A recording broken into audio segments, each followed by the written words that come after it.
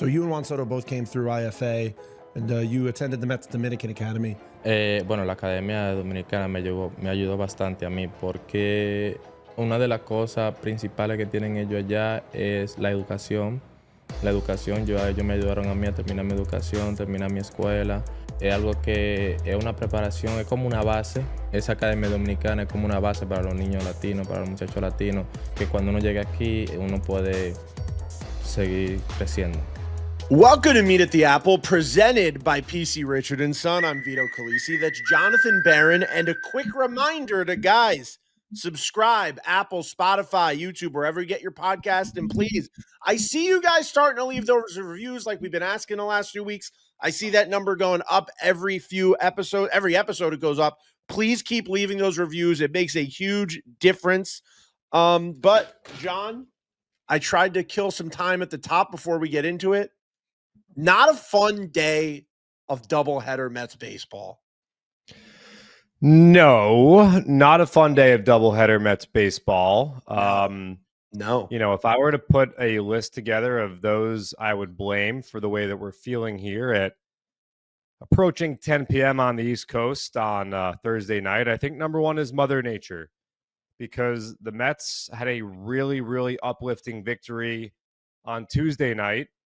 Some people maybe said, I've had enough of this game, and turned it off and woke up and saw the Mets came back and won a thriller in extra innings. It was that kind of uplifting game where the Mets trailed by 3 runs entering the 8th inning and found a way to win the ball game. It was actually 4 runs.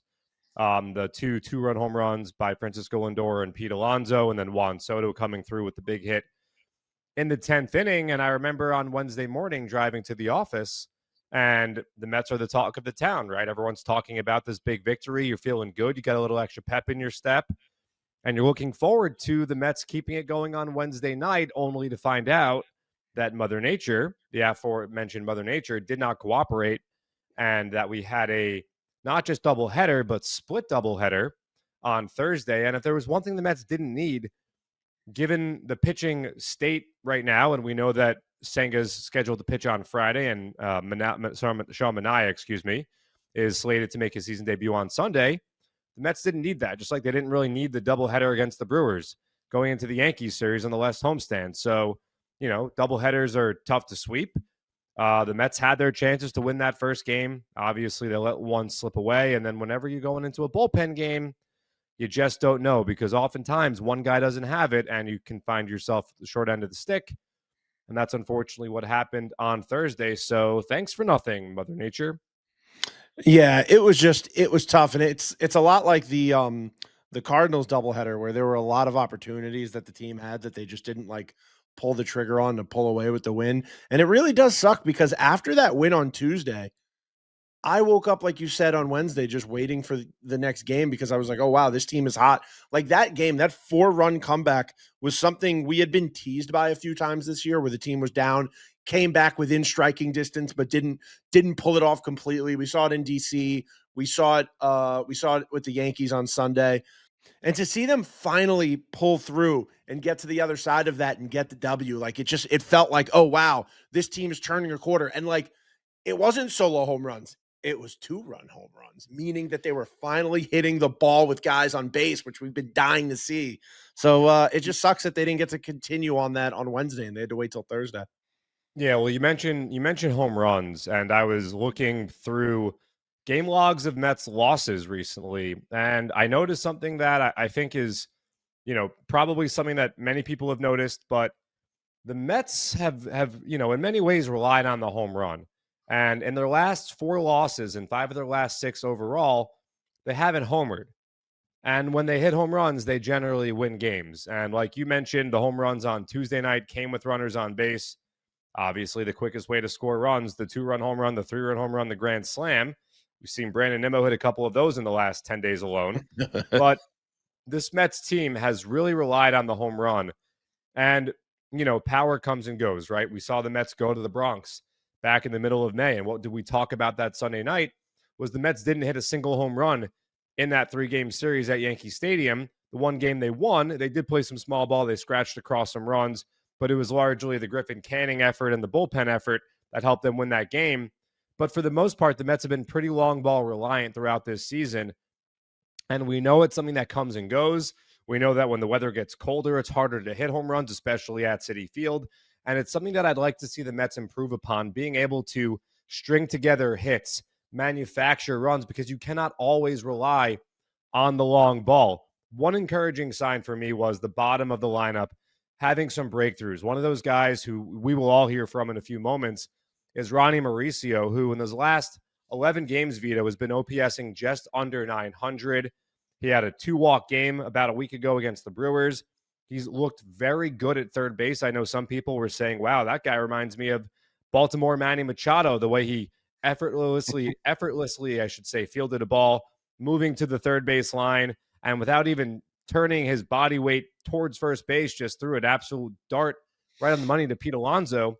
So Ronny Mauricio had a big night at the 9-hole. Brett Beatty almost hit a home run right after Mauricio's home run on Tuesday. Ronnie hit 8 and Brett hit 9. So you want to see the bottom of the lineup putting hits together, getting on base, and the top of the lineup being able to drive those guys in, whether it's via sac fly.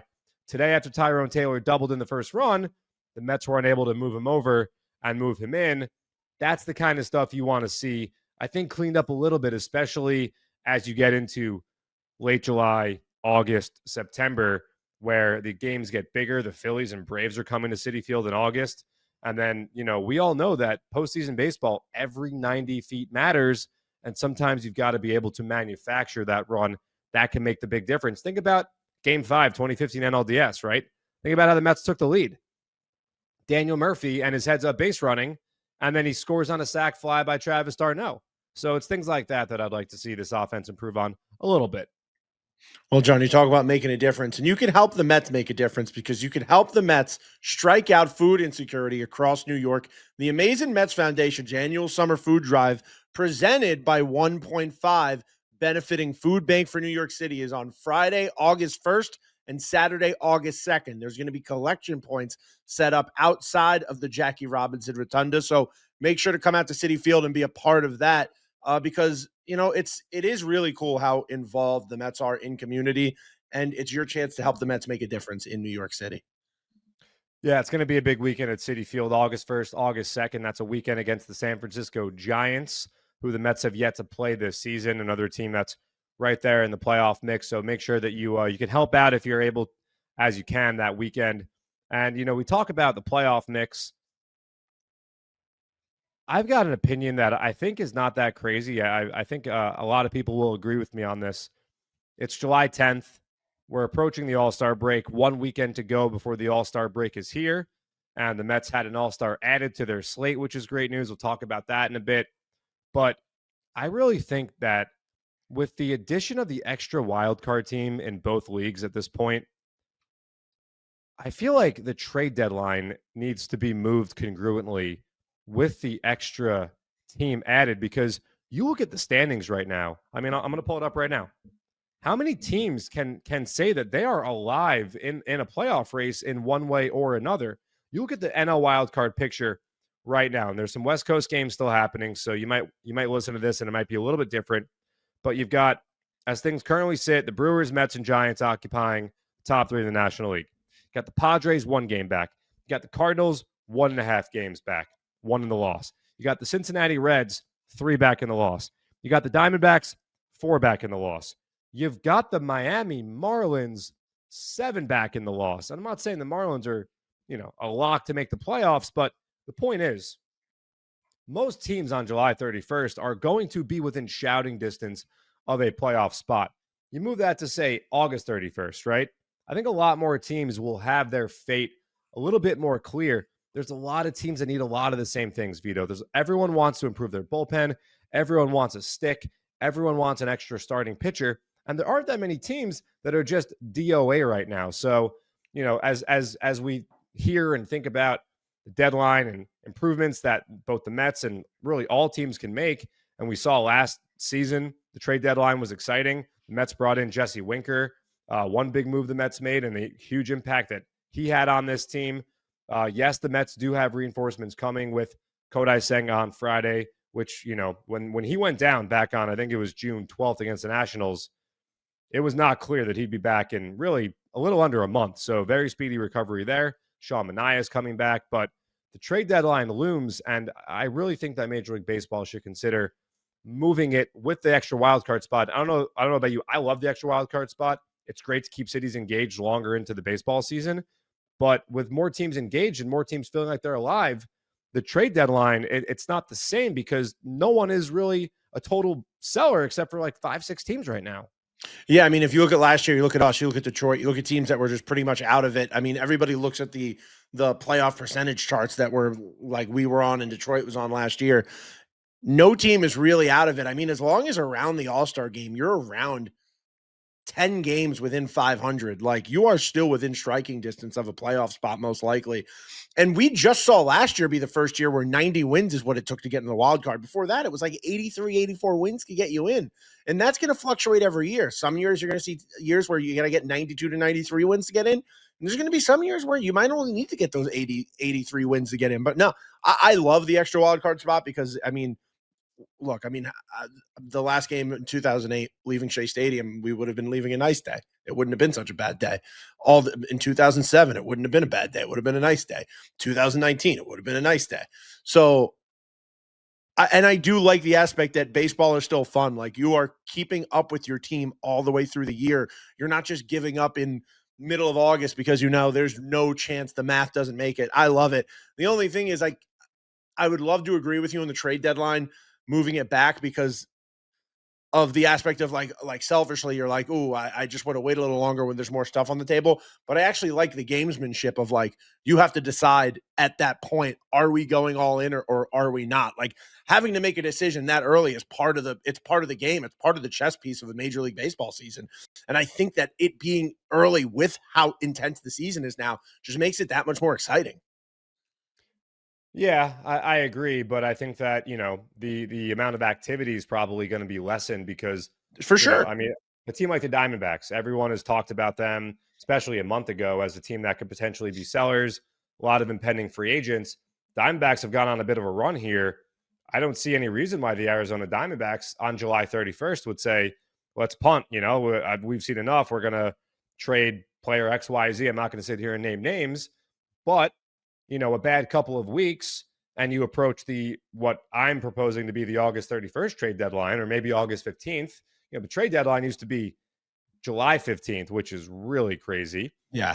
So we have seen baseball push it back, and I think that's a natural progression. That was before the wild card was ever a thing. But I think that teams, a bad couple of weeks will knock you out of this thing completely if you're, one of those teams that's in the middle. I mean, I talked about the NL wildcard picture. You look at the American League, there's like 7 teams within 4 games of that final spot. It's crazy how tight the playoff picture is, and I think it's great. That was the point of adding a wildcard team to both leagues. But you want to see a lot of action, and, there's only so many players from the 4, 5, 6, 7 teams that are, really kind of out of it by, let's say, July 31st. There's only so many pieces that other teams are after and pieces that those teams are willing to move. So, an interesting thing, but we do know the Mets will have some reinforcements here. Like I mentioned, Kodai Senga, Sean Manaea. Really interesting what the Mets are going to do, what they're planning to do on Sunday with Sean Manaea and Clay Holmes. Right now, the plan, it sounds like, is to piggyback the two of them. The last time I remember anything like this was a spring training game. If you remember this game in 2022, in spring training 2022, where the Mets piggybacked DeGrom and Scherzer, and it was crazy. I mean, it was a unique way of getting both guys their work, but it was just interesting. Obviously, it was Max Scherzer's first year as a Met, and Jacob DeGrom was coming back from an injury in 2021, and we got to see both of them pitch on the same day, which was really interesting. But, it could be a method for how the Mets maybe limit Clay Holmes' innings moving forward here. And for Sean Manaea, it's a way to stretch him out. And I wonder if this is something the Mets consider doing moving forward, perhaps with some younger pitchers who they also might want to cap innings over the course of the full season. A couple guys right now down in AAA pitching very well. So an interesting maneuver by the Mets. We've seen them bullpen a bunch of games recently. Not sure it's what they have wanted to be doing necessarily. I don't know if it's the choice or it's getting more creative outside the box thinking and really just trying to complete 9 innings of a game. Given the hand they've been dealt with the injuries, But it sounds like for now, hopefully, that's Jon knocking on wood, everyone's returning and healthy and stays healthy. And, the Mets go into the second half with the rotation that we really dreamed of back in, say January around Amazing Day, where Manaea was back in the fold, Senga was coming back, Frankie Montas was in the mix, Clay Holmes up and running, and then the back end of the rotation. The Mets now are back to having a wealth of options in the rotation, which is great. Yeah, and look, like you said, we have some guys at AAA who are just Brandon Sproat had his longest outing he's had in AAA. Nolan McLean continues to absolutely dominate. And there's so much talent at the AAA level right now. You're going to have to start to see those AA guys also move up. Jonah Tong becoming one of the biggest pitching prospects in baseball. So there's a lot of options. We covered those on our 2 episodes ago. Go back and listen to that. We're definitely going to talk more minor league stuff in the coming weeks. Definitely going to talk about the draft right after that. But Jon, I would be remiss if we didn't bring up really quickly. So game 1 of this series, I tweeted, and I almost feel like I jinxed it, but I tweeted, man, this game alone could be the top 5 from this series. And then it ended up being the top 5. But I just want to take a moment. We have to bring up Huascar Brazaban's performance in game 1, just completing the save in the 10th inning in a spot where I'm sure many Mets fans I'm sure a lot of WFAN callers were throwing their remotes at the television when they saw that Diaz wasn't coming back out and Brazaban was coming out. And I'm sure they were freaking out. And to see Brazaban get up there in that moment, close out the game, get a humongous win for this team, because like I said before, we've seen the Mets get to that point. We've seen them tie it up after after coming back big and then not being able to pull through. Seeing Huascar Brazaban be able to do that there and start to kind of get his confidence back, which we've seen a few times. We've seen glimpses of it, some glimmers of it over the last 3 weeks. Incredible to see at a time we really, really need Huascar Brazaban. Yeah, I mean, we've seen this. We saw a very similar formula, actually. If you recall the game in Miami back on April 2nd, right before the Mets came home for their home opener, 2 similar things happened. Pete Alonso hit a big game-tying home run in the 8th inning with runners on base, and Huascar Brazaban came in and shut the door. And for Brazaban, similar to Reed Garrett against the Yankees, a guy who we know has had some struggles, but a big spot, and of course, coming in with the ghost runner and stranding the ghost runner there.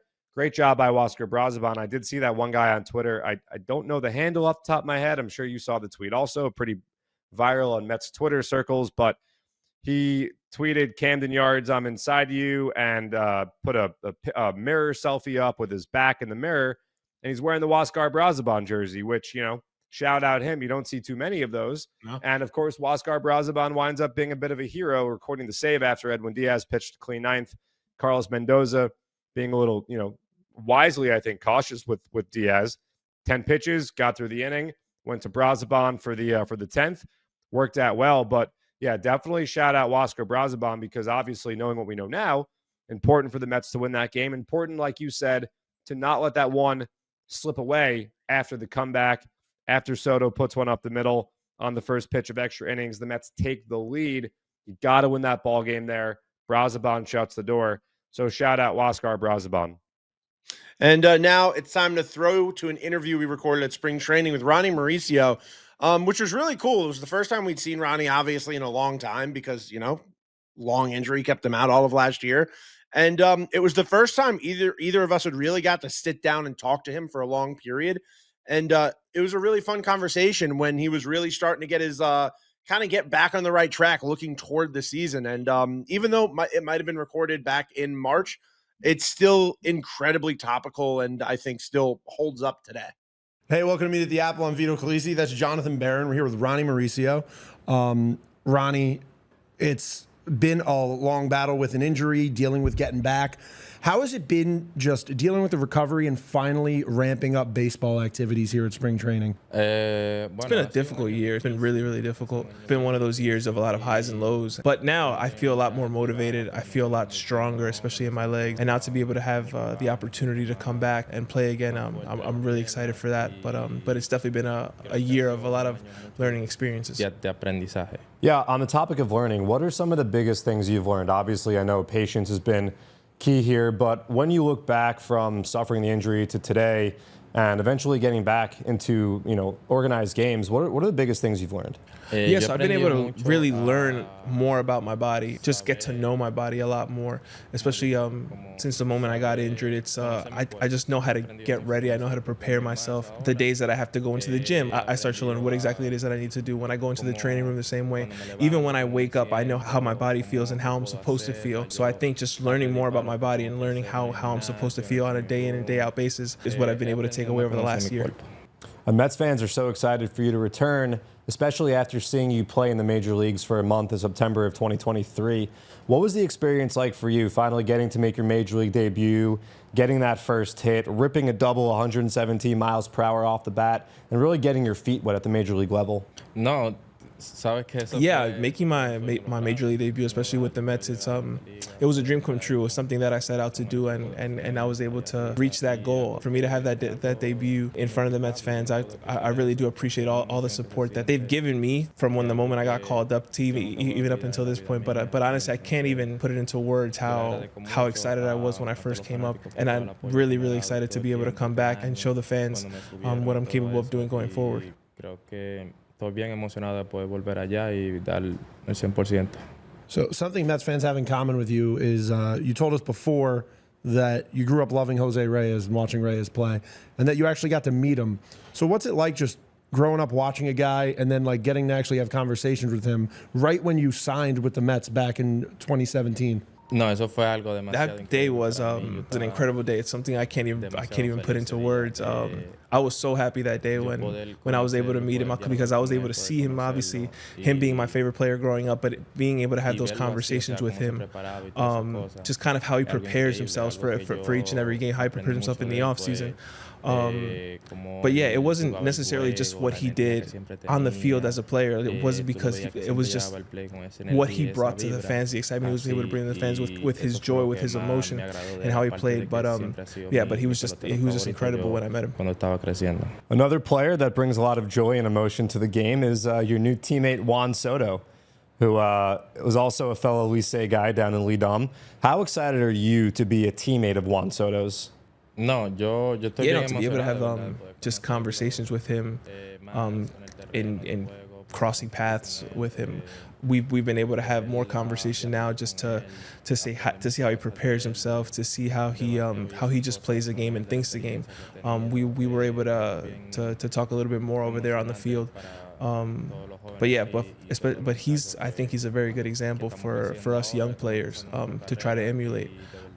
Him being in the game for as long as he has, and for us who are now starting our careers, I think he's going to be a tremendous teammate. So you and Juan Soto both came through IFA, and you attended the Mets Dominican Academy. Can you talk about how much the Dominican Academy prepared you for this point, and how much it helps players get to that level when they sign their first deal? The Dominican Academy was really important in my growth as not only a person, but not as only a professional player, but also as a person. I think first and foremost, the educational part was the biggest thing for me. It gave me that schooling, it gave me that education that I was looking to finish, and I was able to finish there. But the academy as well, it gave me a place to work out. It gave me a place to sleep, a place to eat, a place to take classes.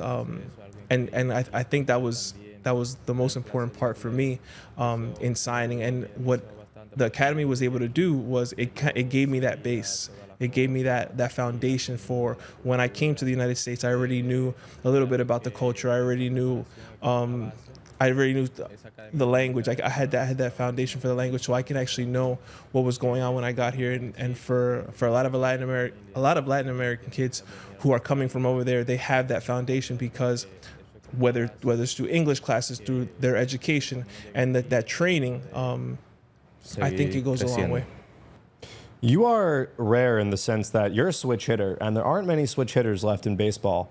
And I'm wondering how you became a switch hitter when you were young. Bueno, yo empecé a jugar béisbol a los 7 años. So I started playing baseball when I was 7 years old, and when I started playing, I was strictly righty. And then when I was about 9, my trainer was like, let's try to hit lefty. So I tried it, and the first time I faced the pitcher, I hit a line drive to center field, and after that, I was like, I'm a natural lefty. So I think I gotta hit lefty all the time now. So that's how I ended up getting comfortable with batting both. There's a player that a lot of people compare you to. It's red shortstop, Elly De La Cruz, another very exciting young player in our game. What's your relationship like with Elly? Somos muy amigos, somos compañeros. Yeah, no, he's a good friend of mine, like a real good friend of mine. I played with him. I was teammates with him in the Dominican Winter League with Licey. He's a kid who's really educated, really hardworking. Yeah, just a great overall guy. And he's just one of those guys that has a tremendous amount of talent and a good player in this game. Do you think there's a special bond between Dominican players in the sense of like, you see guys like Juan Soto or Vladdy going to the Licey games and attending, like just having a good time and always supporting and being a part of it. And then when you get to the major league roster, everybody stays in touch and seems to support each other. And it just seems like a really special connection league wide. Obviously, growing up and watching the Winter League over there, that was kind of our first goal, was to play in those leagues. Obviously, it was to get to the major leagues and play Major League Baseball. But it started off with wanting to be in the Winter Leagues and being able to grow up and eventually play in those leagues and create those bonds with all these different players. We hang out, we laugh, we compete against each other. And yeah, we're just there. So it's one of those things where we play and we have that bond, and when we come over here, it's kind of, we're all in that same space of just like unity and being able to, now that we've all kind of reached our goals in the major leagues, it's real special. Game 7 of the LEDOM Championship this series was lit. Junior Caminaro hit the home run, tossed his bat, and a lot of people noticed how much fun the environment is in the Dominican Winter League at LEDOM games. So I want you to tell me a couple of things that go on in the stadiums down there that you would like to see at Citi Field in 2025 in the game environment. Yeah, it's incredible. It's something that I've never really seen before. I think the one thing that I would love to see would be the drums and the singing, the constant that you just see over there. It's just a different type of passion, a different type of energy that you see in Dominican Winter League. But yeah, I don't know if we'll ever see that in another league, but that's definitely something where that would be pretty cool to see in a major league game. Well, Ronny, thanks so much for joining us. You could follow this podcast on Apple, Spotify, or wherever you get your podcast. I'm on Twitter at Vito F. Khaleesi, Jon at JMB9191.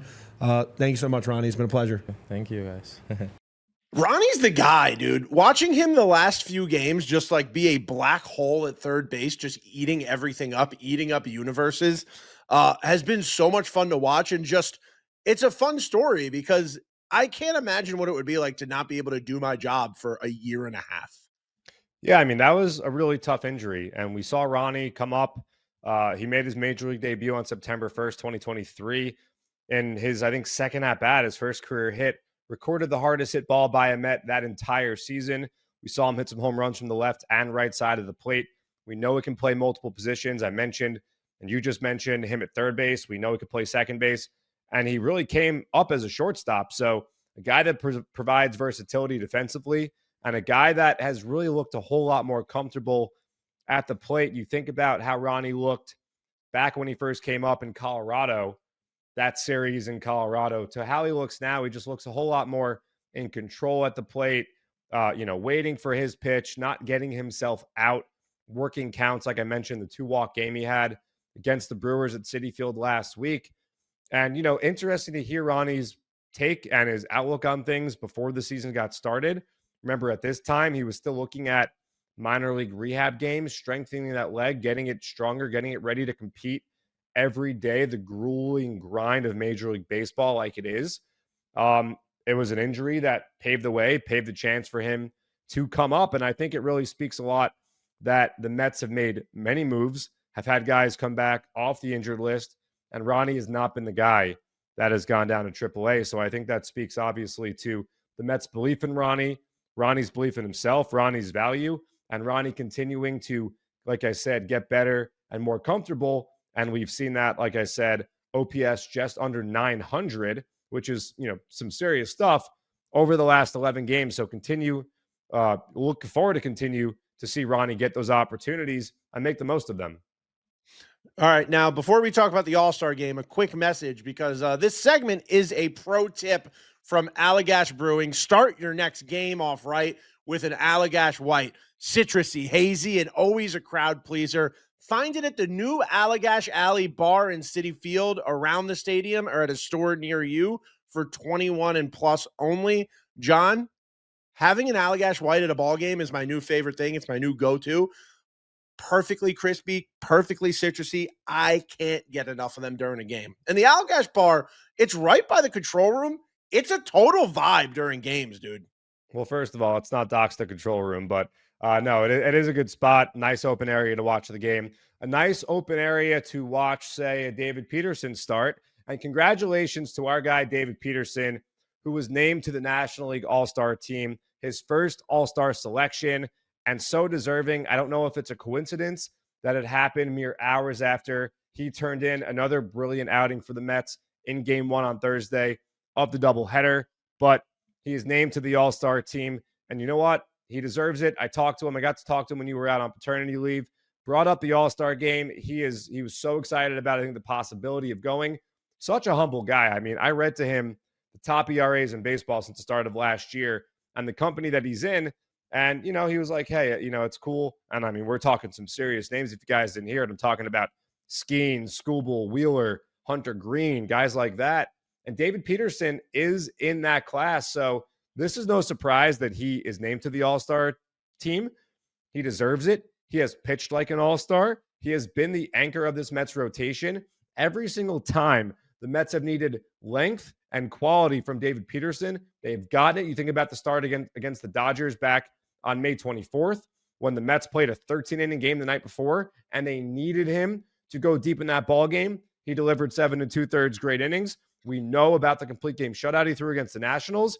And on this day, on Thursday, the Mets, knowing that they're throwing a bullpen game, David Peterson pitches into the 8th inning. Obviously, it didn't work out in the end, but still, he did his job, didn't walk anybody, passed Steven Matz for 10th on the Mets all-time strikeout list by a left-handed starting pitcher, and he joins a trio or 3 other great Mets. So the Mets now with 4 All-Stars, Vito, still holding out for a 5th. Still think a 5th belongs there. Yeah, dude. I mean, just being a fan of the team and going back and thinking about the David Peterson we've seen grow and develop with this team, seeing all the times David Peterson got called up, got sent back down to AAA, got called up, got pushed into the bullpen. Just seeing David Peterson really come into his own, become a major guy in Major League Baseball, and now get named to his first All-Star game. I mean, would you have ever thought David Peterson and Francisco Lindor made their Mets All-Star game debut together? I mean, maybe not. I think obviously no, because you wouldn't have, because you would have thought Francisco Lindor would have had it in 2021, his first year here, and David Peterson, you wouldn't have thought.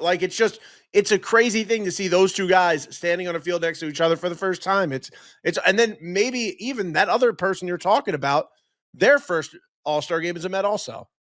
Yeah, but as far as DP goes, so deserving. I don't even know the selection process anymore, whether it's the manager. The first level, well, they say first one is obviously fan vote, but then isn't it player? Don't the players decide? I think it's some players, some coaches. I think it's a conglomerate of people. I don't know how the injury replacements or the ineligible replacements, because if you pitched on Tuesday, then you're going to pitch on Sunday, and then you're not available to pitch in the All-Star game, so you get replaced.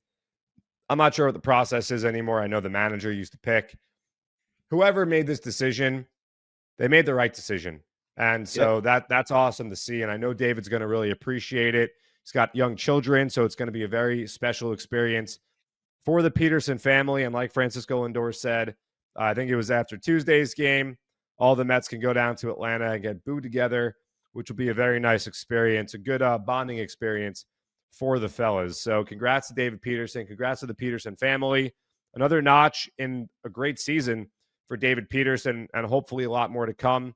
And I guess this was his last start of the first half because it's Thursday, so he won't be pitching again. He won't pitch in Kansas City. What a great first half for David Peterson, but it's really just been a continuation for what we've seen since he made his return from the hip surgery last May. steady, takes the ball, gives his team a chance to win. And really these last two starts, the last start he made against Milwaukee and this one as well, very encouraging because the previous two starts, the most uneven starts of his season. So he's bounced back in a big way. He's done a great job all season. And now we can say he's a Major League All-Star, and that is incredible. And he's a great guy. We love talking to him. Smart, friendly, just all-around great dude. So 2 thumbs up for Petey. If you're watching, you see him. If you're listening, take my word for it. I put 2 thumbs up there. I might buy 2 All-Star jerseys this year. I was going to buy Lindor's first All-Star jersey. Vito, and I feel like I need Vito. You got to buy diapers, dude. What are you buying all? I have diapers. Okay. Guess what? You need more. You need more. You can't just, I got a subscription to. What's the subscription? What's the name? The diapers. Coterie. I have a Coterie diaper subscription. They're coming in nonstop. That's a nice free plug for them. I gotta throw something out there. We're texting Ty the guy, Ty Levine. Ty just said WTW. Insane. Has anyone heard that shorthand, that acronym for what's the word? Like, I've never heard WTW. I got an IDGI from my friend Sammy earlier. She didn't understand. I don't get something. It. Yeah, that one, like, it looks weird, but I got it. But you can figure it out. Yeah. Yeah, you can figure that one out. Well, this one was even more confusing because he wrote "wow" and then said, "Oh, that was a typo," and then wrote WTW. No, that was probably autocorrect because his iPhone has never heard WTW either. Yeah, I'm saying that made it even more confusing. Like that, I was really lost. Yeah, I've never heard that. If anyone has heard WTW and Vito and I are just out on the fun, let me know. Maybe we're just old, out of touch men, but I have never in my life seen WTW. I know OOO is out of office. Yeah, I don't know. I've just never heard of WTW. So do you hear a funny OOO thing? You're too young for us, my guy. Too young for us. So my wife just like ridiculed me. I didn't put in a away message for my entire paternity leave. Well, that's why people kept emailing you. I just forgot. I don't know how to. I'm like, I honestly don't away message. That's what we would call it back to the AIM days. But I once said away message, and someone was like, "That's not what that is." Yeah, I that's what it is to me. But yeah, I like didn't set one. But because our boss Bobby Clemens, he was actually so thoughtful on all these emails I was attached on. He emailed everybody and said, "Just take Vito off." So like once that happened, I just was like, okay, like I don't even need to do this. And then one last side tangent story, because it is completely related to this. But I remember I had a Sidekick 2 and I had AIM on that thing, and I'd be talking to people all day long. And I remember one time a girl I was talking to on AIM said G2G, and I messaged her and said, "Oh, is that like a store you work at?" And then she didn't respond. And then like an hour later, I was like, "What is G2G?" And then finally she responded, was like, "How do you not know G2G is? It means got to go." How did you not know G2G? No idea, because I was on my Sidekick nonstop, but I thought G2G was like a jeans store. That is what I thought it was in my mind. Thought it was a place you bought jeans. Well, we G2G, the Mets G2G out to Kansas City. But before we G2G, just want to remind everyone out there to check out your local PC Richard & Son store, where they've got the friendliest, most knowledgeable sales staff and the guaranteed lowest prices no matter what it is. Whether you're trying to watch the All-Star game, David Peterson, Edwin Diaz, Francisco Lindor, Pete Alonso, and a big, beautiful, perhaps new OLED TV, or trying to stay cool with an air conditioner, or maybe get a grill, do some barbecuing during the All-Star break, whatever it might be, they've got everything for you. Mattresses, appliances, washers, dryers, headphones, video games, aforementioned televisions, and so much more. You can get it all PC Richard & Son, and they will take care of you no matter what it is. They've been doing it for the longest in the game since 1909. It's PC Richard & Son. Check it out. Like I mentioned, Kodai Senga returning to the rotation on Friday. The Mets headed to Kansas City. First time they've been there since around August 2023. Of course, the site of the 2015 World Series, which I'm sure will come up during the broadcast. We don't want to talk too much about that. Sure, we'll see some pictures. I will look the other way, but an opportunity for the Mets to close out the first half on a high note. And Vito, no matter what happens, we'll be here to wrap it all up for our great listeners. So I think that's it, right? You got anything else to add? I do want to add one thing about PC Richard and Son that we learned when we were on the tour. Okay. It's Prime Day right now, and I believe when this episode comes out, it'll be the final day of Prime Day because it goes through the 11th, I believe. Fact. That is a prime number. We did learn that PC Richard, they told us that Prime Day is big for them because they beat prices. They compare prices. They'll price match. So if you see a deal that you see on Amazon for Prime Day, bring it over to your local PC Richard and Son, because guess what? You could get that same deal there. Also, look up on Amazon. PC Richard and Son is also a store on Amazon, and they will do that white glove service. Bring everything your house, your apartment, wherever, and set it up. But always give the little guy a chance. Go to your PC Richard. Be like, hey, Amazon is selling this for this much money. Will you guys price match that? And I think they might. So, just don't leave them out. Hey, don't leave them out. I'll go one more thing also real quick.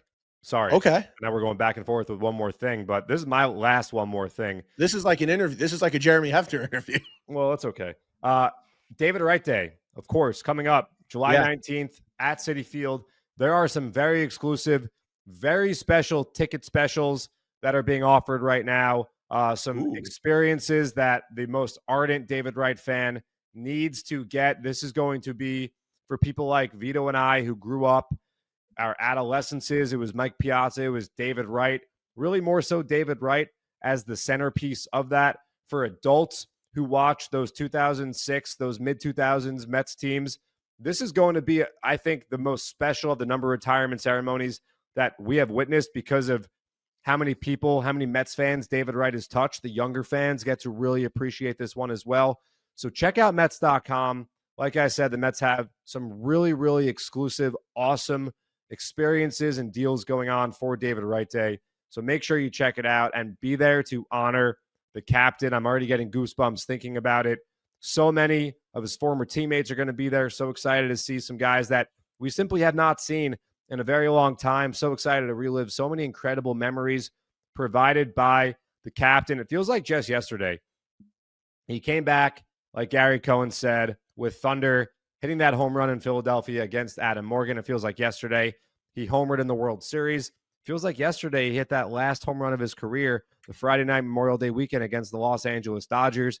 Feels like yesterday he delivered his last walk-off single, a game against the Brewers on a Saturday in May. I can go on and on. But these are the moments we're all going to remember. We're all going to relive together on July 19th. So make sure you are there for what is going to be, I think, one of our favorite days as Mets fans. So really looking forward to that, and everyone should be there if you can. 100%. I can't wait, John. This feels like the most for the fans number retirement I've seen in any sport because of the relationship Mets fans specifically had with David Wright, him growing up a Mets fan.